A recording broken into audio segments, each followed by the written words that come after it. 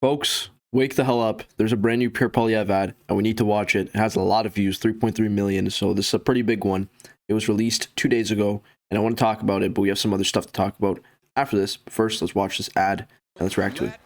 Let me be clear. We will never be the 51st state. We will bear any burden and pay any price to protect the sovereignty and independence of our country.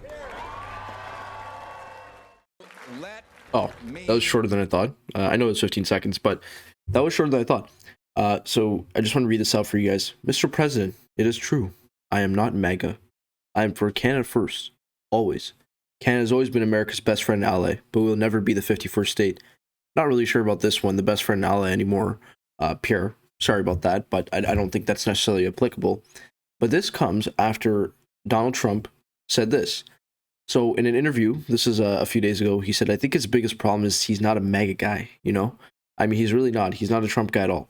Pierre, I just don't know. I don't like what he's saying about me. It's just not positive about me. So that's basically what Trump wants him to basically be his best friend. And then he said that Freeland is a whack, but that's another story. But I do want to talk about something else. So the Liberals have actually come out with 2 ads. And yeah, it's a great day when you have multiple ads coming out. This one was about a week ago, but nonetheless, we're going to react to it because there's some stuff to talk about here. And it is worth noting that the tone that each party is taking in reference to their attacks against their opponents is pretty interesting. And I'm going to show you guys a Liberal one, but it's pretty obvious. You guys can probably expect what it is. You know, imitation is the highest form of flattery. Put Canada first. Well, sounds a lot like Donald Trump. That sounds so much like Donald Trump, I wouldn't be surprised if Donald Trump wrote it. Coincidence? I don't think it's a coincidence at all. You know, imitation. Okay. So that's interesting. So they had a few clips from Fox. They had a clip with Jordan Peterson in as well. For those that don't know, Jordan Peterson is he's sort of like a conservative firebrand now. So he's pretty liked in the conservative movement, from my understanding, and he's pretty disliked in the wider, liberal movement. So that's interesting that they put him there. And so they're basically trying to paint this narrative that Pure Poilievre is just like Trump. And so they released this brand new ad. This was 23 hours ago. This is even newer. And it's another ad which is sort of following that narrative, which is that Pure Poilievre is just like Trump. So let's watch this again. Or not again, for the first time.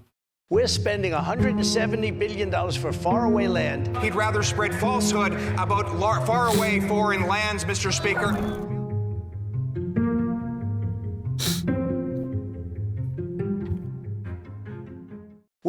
Okay, so another, short one, obviously. And so the point that they're trying to make is, yeah, he's basically repeating the same points as Trump, especially on Ukraine.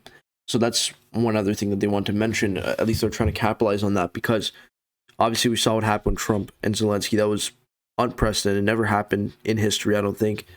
As far as I'm aware, that's actually, no, it has never happened in history. Nothing even close to that has happened in history where 2 large leaders, especially a leader of a country that's in a war, who basically comes to the White House to try to sign his country's rights away to minerals, basically gets berated in front of the world. Not only just in front of the world, but in front of the press, in front of every single person who was watching that thing. And that was bad. That was brutal. But guys, we have some new numbers. You already know. So Philip J. Fournier is the guy who runs 330 Canada. He's a very accurate pollster. He basically runs this website, so he changes it every week. He updates it. And he just updated his website now, or his number. Now, the website hasn't been updated yet. I went on the website. I couldn't show it because it was still at the same number it was at before. But he does post it early on Twitter, the numbers that he's going to put for the following week. So he did publish new numbers. This is published at 10 a.m. today. And guys, this is not made up. So for the first time in history, since Pure Poilievre has been the leader. Well, I wouldn't say history because it hasn't been that long, but first time ever since Pure Poilievre has been leader, he is now projected, and this is pretty much an aggregate predictor, obviously, so it includes multiple pollsters. Abacus is one that they also included. So a lot of people were pointing, by the way, to Abacus, saying, hey, Abacus still has the Conservatives at 40 and then the Liberals at 29, so why aren't you including that? And I do include it because this does include Abacus. So that's probably what's preventing it from being the Liberals at 160. But nonetheless, if you take a look at it, guys, it's pretty crazy. Conservatives at 160 seats, so that is 12 below a majority. 12 below a majority. Now, we're talking about Pierre Poilievre potentially winning 260 at some points, at least at the minimum 220 seats. That was sort of like the base that he was at. And some were saying, you know, if it's really a bad case scenario, if everything goes to hell, it'll be at least 200 seats. We're now talking about him basically losing all of that, number one. And number two, him just hemorrhaging it. I mean, last week, we could pull it up right here. I think we could pull it up right here. Yeah, so this is the numbers from last week. This is not updated. Philip J. Fournier did update it, so it's different now. But this is what we had last week. It was 177 to 120. And that is still a 57-seat gap. But now, take a look at what we have now. They went down by 17, the Conservatives. The Liberals went up by, 19. The Liberals went up by 19. I want to note as well, the Bloc has been losing 5 seats. That's not good. That's not good for the Bloc. And then the NDP did actually gain some, which is shocking and odd, considering the fact that they were last week projected to not even retain party status. So a lot going on here. But I think the main underlying message that we have here is that Pierre Poilievre has been hemorrhaging his support. And by the way, I want to make this clear. If Pierre Poilievre does lose, I think anybody can agree on this. If Pierre Poilievre and the Conservatives lose, that'll be the worst choke in history. I would say in the history of politics in general. I mean, this guy was winning by 30 points at some points in time. And now he's down to, 160 to 139. And that's like a best case scenario. By the way, Mark Carney isn't even the leader yet. He's putting these premature attacks on Mark Carney, or these preemptive attacks on Mark Carney. He has not even elected a leader yet. So that really shows what's going on in the conservative world. Again, like I've said before in other videos, I'm not biased. I'm not picking a side. But at the end of the day, we need to talk about the numbers, and the numbers don't lie. So those that are saying in the comments, I've seen many people say this for some reason. They're like, oh, you take 1,000 people, that doesn't represent the entire population. That doesn't represent 41 million people. First of all, 41 million people aren't eligible to vote. That's number one. Number two, polling is a very accurate means in Canada. Polling has been very accurate in Canada. Okay? You could talk about the United States, you could talk about the Kamala Harris one, and I frankly don't care because it's completely different. You can't compare apples to oranges. It's just not the same thing. The United States and their system is completely different from ours. So those that use a notion that, hey, Kamala Harris was also winning or got a surge at the beginning and then lost it or whatever, that's just not a great argument because, frankly, that's not really the case here in Canada. In Canada, I would actually say this number is more accurate than any U.S. poll was during the U.S. election. And by the way, I want to note again, Trump was winning in all the polls before the election actually occurred on November 5th. He was winning in literally every single poll. So, like, I've seen some people say, yeah, Kamala Harris was winning on election day in the polls, and it's like, that's not true. That's not true. Second of all, again, I don't need to explain statistics and polling sampling and whatnot, but if you do poll 1,000 people, if you do it properly, if you have multiple people that have replicated that the way that they poll, it is a pretty accurate means of determining what the population is feeling. So I do think that the notion that polling is inaccurate is completely ridiculous. And also, you can look at past results as well. The polling has been pretty accurate. I just want to show you guys one other thing. So CBC has been doing these polls as well. And I want to note, CBC has been very cautious to give the Liberals any sort of room in these poll numbers. So what I mean by that is they've been very adamant that Pierre Poilievre would win. And that's not me making it up. You guys can look at the week by week. I've made videos where I've covered the CBC polls. So now they have Pierre Poilievre at 40.2. They have the Liberals at 30.8. So it's about 40 to 31. And they say a series of new polls suggest the Liberals have closed the gap with the Conservatives. The poll tracker now puts the margin between the two parties in single digits for the first time since September 2023. So now if we go back right here to 338 Canada, we can actually take a look at what was going on in September of 2023. And I think it's worth noting that there is a lot that has changed since then. But again, for those that are still wondering, why is this happening? It's happening for two reasons. Pierre Poilievre does not know how to effectively adjust or readjust to different situations. And second of all, Justin Trudeau was the issue. It's simple as that. So I'll pull it up right here. Yeah, so September of 2023. If we take a look, this was right now. This was right there in September 2023. And yeah, that was the first time, or the last time I should say, that they were in the single digits pretty much. After that, it pretty much took off into double digits. If you take a look, in October, it just became a disaster. October 2023, I might note. It became a disaster for the Liberals. And now it's changed quite a bit. So now it's actually 41 to 31. I do find it interesting, though. I actually didn't know that it was that close at that time. I thought it was a much bigger gap between the Conservatives and the Liberals. But nonetheless, it still is worth noting, again, that CBC is saying this because CBC has been very cautious to give the Liberals any room in terms of their polling. Now, this is what really matters. At the end of the day, the popular vote does not really matter. And I do want to note another thing, by the way. So Ontario is one example that I want to use because Ontario had the election a few days ago. Doug Ford won, obviously, won less seats than he was projected. So that's one big thing that I'm going to talk about in a second. But the bigger thing was that Bonnie Crombie's Liberals, by the way, she lost her own seat, but that's neither here nor there. Bonnie Crombie's Liberals won 30% of the popular vote. And preliminary polling was suggesting it would be about 29, 28. So it was pretty close. It obviously was a bit higher. But she won a pretty large percentage of the electorate. But guess what? They only won 14 seats out of 100 and something. So it didn't really matter, is what I'm trying to say, the popular vote. But I also do want to know, the PCs, they had about 40-something% of the vote. You would have expected them to be a bit closer in terms of seat count with the Liberals, because if it's 41 to 30, you'd think it's a bit closer. It was a wipeout. I mean, still, he did lose some seats, but it was still a wipeout nonetheless. So that is something to keep in mind. Now, for the seat counts, 171. So that does also show another pollster that is putting the Conservatives below a majority. So this is the third one that we're looking at, because if we take a look right here, Poilievre, I showed you guys the other day, was 168. So this is another one that shows a minority for the Conservatives. This one shows a minority for the Conservatives. And this one shows a minority for the Conservatives. Now, albeit this is probably the least, this is probably the best case scenario for them at this moment. I'm not saying in total. I'm saying at this moment, this is the best case scenario to win 171 seats. But it's pretty crazy and pretty shocking that three different sources that are completely independent of each other. I've already made it clear. Real Albanian Pat is a progressive conservative. He does run that website. He is a PC, or I think he is a conservative, I should say. He was a PC because he was with Charest, or he was a supporter of Charest. This one, CBC, obviously is unbiased. I know some people would like to say that they're liberal. They're frankly not. I mean, there's no real evidence to support that they're actually liberals, because that's not true.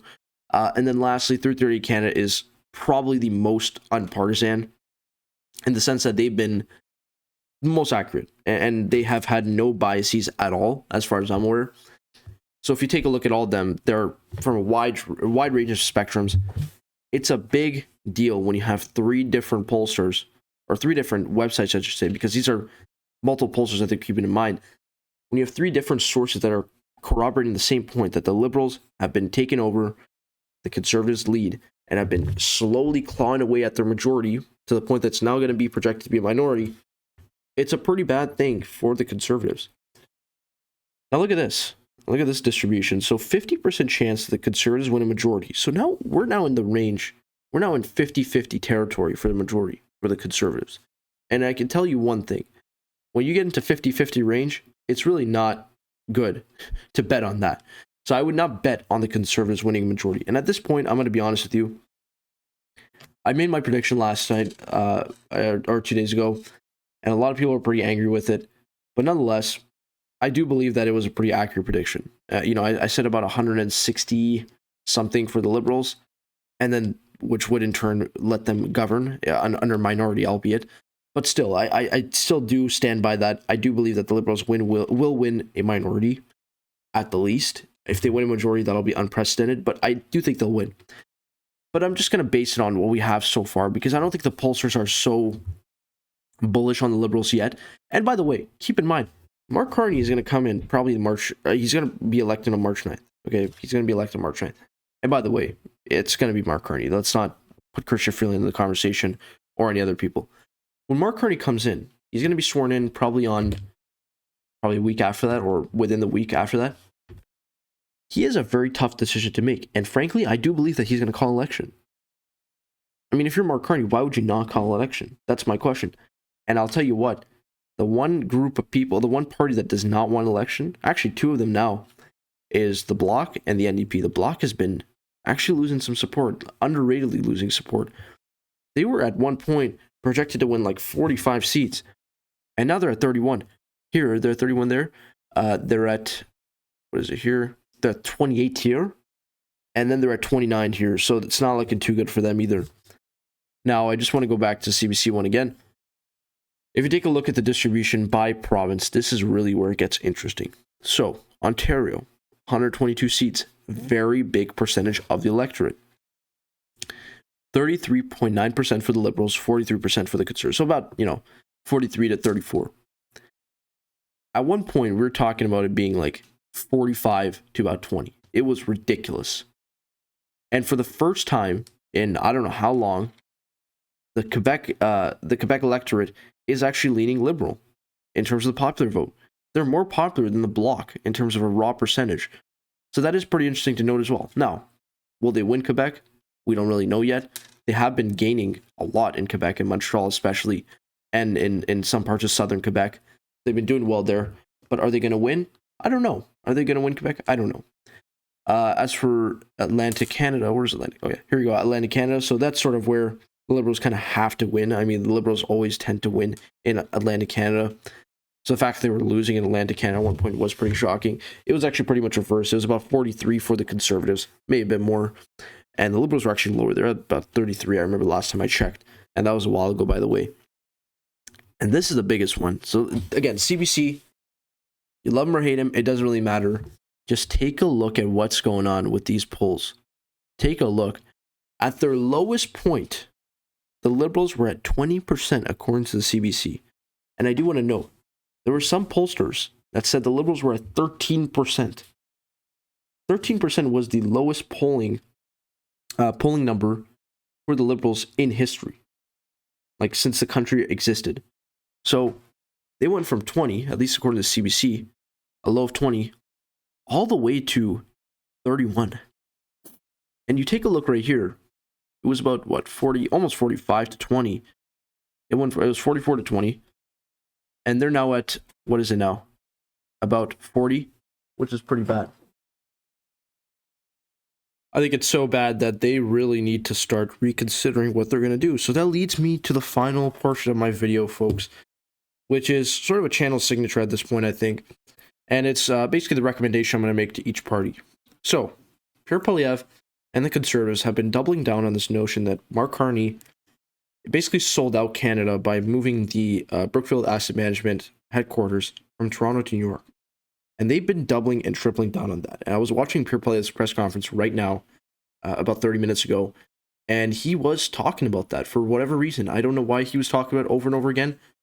And he was just doubling and tripling down on it. Now, I think to some extent there is some merit involved with an argument related to that.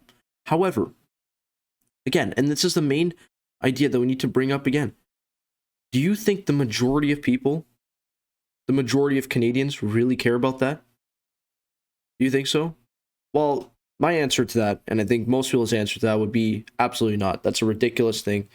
I don't think anybody really cares. Second of all, I do think that if he does want to talk about that, no problem. Talk about it, about the ethics and stuff if you have to. That's not an issue. And I do think that Mark Carney should explain himself on that. I'm kind of confused as to why he would do that, or at least why his group did that. However, again, I've debunked that. And I said, Mark Carney did not do it because of tariffs. The argument they're trying to make was because of tariffs. It was not because of that. But nonetheless, I think what the Conservatives should do, and I've made this clear from the beginning, focus on your platform. You are going to go an election in the next 3 months, whether you like it or not. I'm talking to the Conservatives. So if you are going to head into election, you need to bring out your platform now. You need to show your numbers, or show your policies right now. Talk about them specifically. If you're going to cut government, nobody's against that. Nobody's against that. So how much are you going to cut? Why are you going to cut it? What are you going to replace it with? Blah, blah, blah. No problem. But don't blatant, like these phrases and slogans like, oh yeah, we're just going to fix the budget. How are you going to fix it? You know what I mean? I mean, I trust Mark Carney. I think most people trust Mark Carney to deal with, quote unquote, fixing the budget when he's actually dealt with it in the past, versus Pierre Poilievre was just spewing fix the budget, which is not very clear. So my suggestion to them would be talk about specifics, bring out your platform, release it now. I don't care if it's like part of the, you know, I know it's sort of a thing with parties to not release it till the end. What are they going to do? Steal your policies? Like, are you really concerned that the Liberals will steal your policies? Because if that is the case, then that's a ridiculous argument. I think it's time to release your platform now. For the Liberals, you know, this could very well be a honeymoon period. And I would say to them, don't get overly optimistic. And that's the biggest thing here. You know, some people mentioned in 84 that Pierre was trending towards a victory. It wasn't really the case. But nonetheless, some people were pointing towards that. And that, you know, at times when the Liberals have sort of pulled this off, where they switch the leader, or even when any other major party does it, when they switch the leader and then basically leave them to dry, they become prime minister for a bit, then they go into election, it sort of ends up being a disaster, even though they were trending in the right direction in the polls. So my advice to the Liberals would be, the job is far from over. You know, a lot of people don't even know who Mark Carney is yet. He does have some name recognition for those who are in politics like us, but for most Canadian people, you think every Canadian knows who Mark Carney is? Probably not. A lot of people, I think most Canadians know who Pierre Poilievre is, but not Mark Carney. Second thing, you need to not get ahead of yourself. So the Liberals have been they've been doing very well for campaign donations and raising money and stuff like that. That momentum can easily dry up. Easily. You know, you get one bad debate and Pierre Poilievre destroys Mark Carney, or tries to, you know, make it seem as if Mark Carney is not a debate. Those donations and that money, it could very well start drying up, man. And I'll tell you one thing, at least to the Liberals, this is my suggestion. I don't know if there's any Liberals watching. I would say don't debate Mark Carney and Pierre Poilievre. If I'm a Liberal, I would not put Mark Carney in a debate against Pierre Poilievre. Quite simply, Pierre Poilievre is a very quick thinker. He knows how to speak. He knows how to get these nice little, you know, jabs really quickly. He's good at debating. He's been a politician for 20 years. So obviously a career politician is going to be good at debating. A central banker, is he great at debating? Probably not. And we've seen that in the Liberal leadership debate. Mark Carney, his performance was subpar. I think most people were expecting and anticipating a lot more, but it was sort of underwhelming, to say the least. So my advice would be, do not go into debate. And you're going to need a debate at some point. They're going to at least try to get you to debate at some point in the near future. So do not do that, at least if I'm a Liberal. Second or third thing that I want to end off with, you need to address the Brookfield thing just so you can nip it in the bud. People are going to question it just because Pierre Poilievre has a very large platform. People are going to question it.